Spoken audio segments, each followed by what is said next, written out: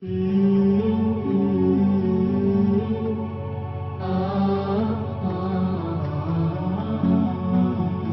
لقانا دائما وبيننا حسن الصفاء تضمنا فيه بواصل روح المحبة والوفاء يحلو لقانا دائما وبيننا حسن الصفاء.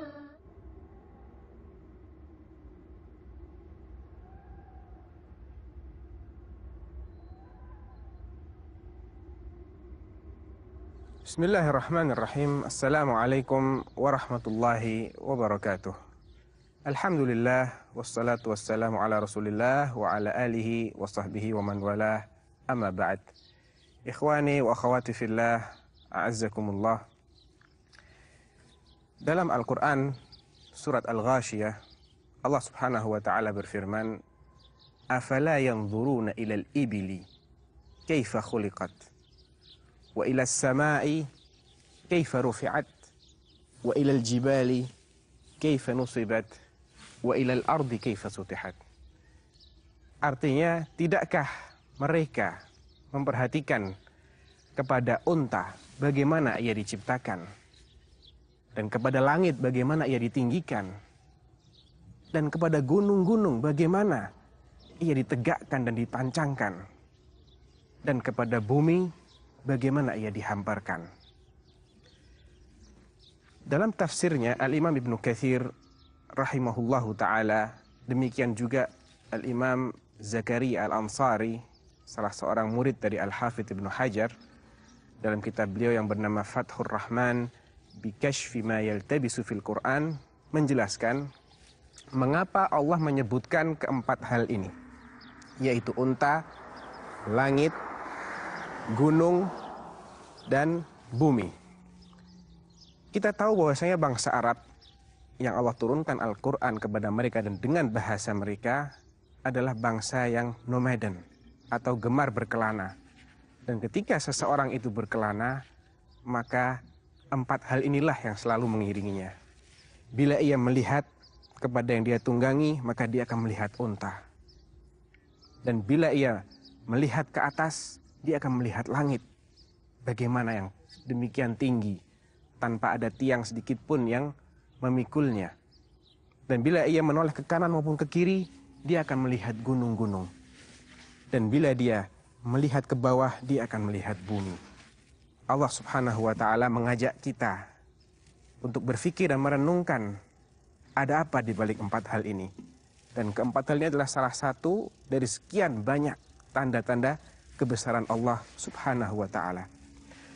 Berbicara tentang unta, dalam ayat yang lain di surat Al-Anbiya, Allah subhanahu wa ta'ala berfirman, Wa inna lakum fil an'ami la'ibrah, nusqikum mimma fi butuniha.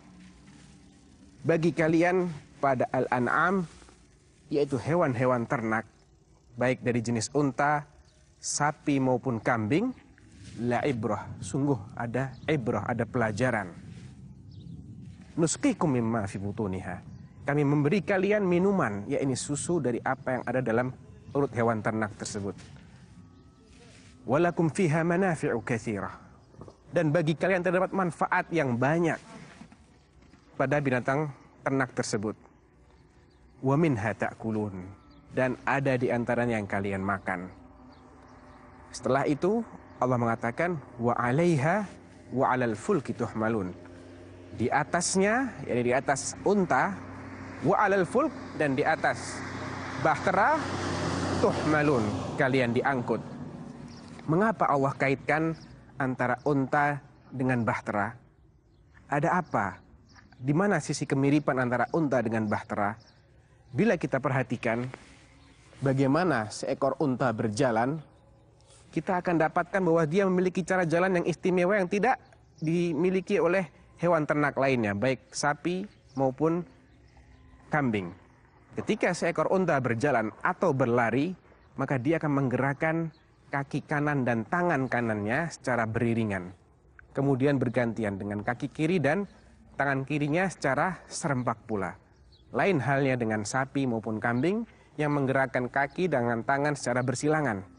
Oleh karena itu ketika dia berjalan, bila kita lihat dari depan, dia akan terhuyung-huyung, terombang-ambing. Demikian juga orang yang menungganginya dia akan terombang-ambing. Sebagaimana ketika seseorang berada di atas bahtera. Itulah rahasia di balik mengapa Allah mengaitkan unta dengan bahtera. Ketika berbicara tentang unta, binatang yang sangat akrab dengan bangsa Arab secara umum, ya, maka kita akan mendapati sekian banyak tanda kebesaran Allah. Menurut hasil penelitian yang dipublikasikan oleh Badan Internasional tentang Mukjizat Ilmiah dalam Al-Quran dan Sunnah, ternyata unta memiliki banyak keistimewaan yang tidak dimiliki oleh hewan manapun. Oleh karena itu dia menjadi kendaraan yang paling ideal dalam menempuh perjalanan terutama di daerah yang gersang seperti ini di padang pasir. Seekor unta mampu berjalan setiap harinya sejauh 50 mil ya, selama 5 hari berturut-turut. Tanpa makan dan tanpa minum.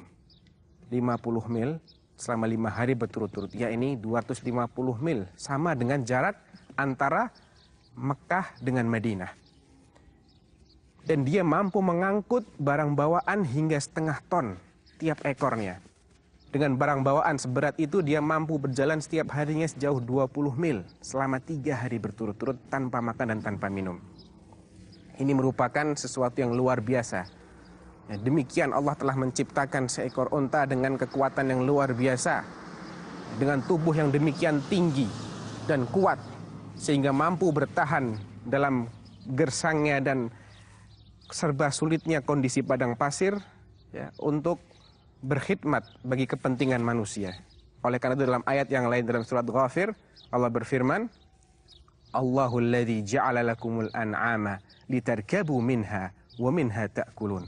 Allah lah yang menciptakan bagi kalian binatang ternak, unta, sapi maupun kambing, ya, agar kalian menungganginya. Tentunya yang ditunggangi dari ketiga macam ini hanyalah unta. Wa minha ta'kulun, dan untuk dimakan. Walakum fiha manafi'u walitabluhu 'alaiha hajatan fi sudurikum.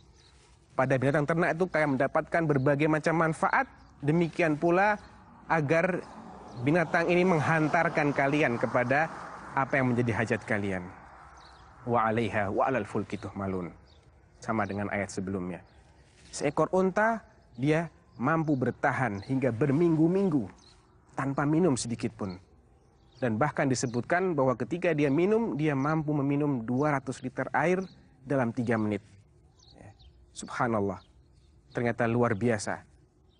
Tidak hanya ketahanan tubuhnya yang luar biasa, namun dari hasilnya pun, susunya itu, dia mampu mencukupi orang-orang yang hidup di padang pasir terhadap kebutuhan vitamin-vitamin mereka. Sehingga seorang Arab Badui, dia mampu mencukupi kebutuhan vitaminnya hanya dengan minum susu unta. Ya, karena dia mengandung vitamin yang jumlahnya jauh lebih besar daripada yang dikandung oleh sapi maupun kambing. Ya. Di samping itu, susu unta juga merupakan susu yang kaya dengan zat-zat yang dibutuhkan oleh tubuh kita, ya, dan dia tidak mudah untuk menjadi basi. Sehingga orang yang hidup di daerah seperti ini tidak perlu dia menyimpannya dalam lemari es. Ya. Namun selama sekian hari dia bisa bertahan. Kemudian dalam sebuah hadis Rasulullah SAW bersabda, dalam hadis riwayat Bukhari, ya, ketika ada sekelompok orang-orang dari suku Uranah yang datang ke Madinah, kemudian mereka terserang penyakit lambung, ya, lambung mereka membesar, ya, kemudian mereka mengeluhkan tidak enak badan, maka Rasulullah SAW menyuruh mereka untuk pergi ke daerah penggembalaan unta dan meminum air susunya.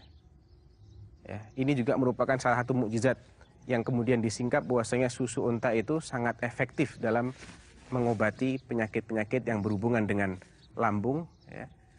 Dan ini juga merupakan salah satu manfaat yang dimaksud dalam firman Allah pada ayat-ayat yang saya sebutkan tadi.